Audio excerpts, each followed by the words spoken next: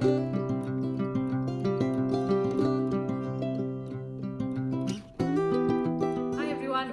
Today I'm going to show you how to make a cauliflower fry. It can be eaten as a snack or as an entree to a meal, and it's nice even with rice and dal. So it's a pretty simple dish. You just have to mix a few ingredients together and you get a really nice snack. Let me show you what you're going to need. So firstly, obviously you're going to need some cauliflower.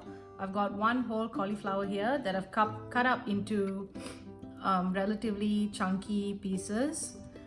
And I've washed it as well. And then I've got about 4 tablespoons of chili powder,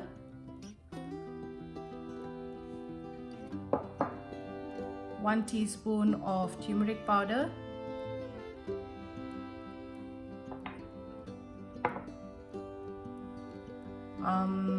about 3 tablespoons of rice flour,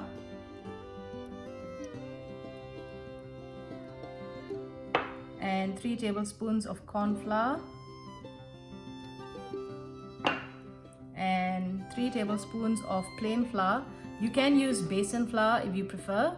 I just don't have any besan flour on me, so I'm using plain flour instead. It's just to help bind all the flours together, and then some salt to taste.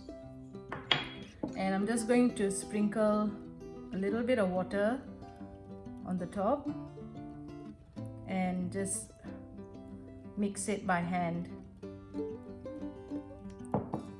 So you just mix all the ingredients until it's all evenly coated. Then let it sit for about half an hour. Then we can deep fry it after that. So it's been about half an hour and I've mixed all the ingredients thoroughly and let it sit. Now all you have to do is deep fry it, and maybe just try deep frying a few pieces first to taste for salt, and if you need to add salt you can always add it, and then continue frying the rest of the cauliflower. So I've got some oil heating in the wok. I'm just going to put a few pieces of the cauliflower in to deep fry, and then I will check for salt and add some more if I need it. Just deep fry it until it's nice and crispy. The rice flour will help it to become really nice and crispy on the outside. So you just want to make sure that it's nice and crispy and crunchy, and it'll be nice and soft on the inside. And I'll show you how it looks once it comes out. So just fry it until it gets to this point, and then you can take it out from the oil and let it cool before you eat it.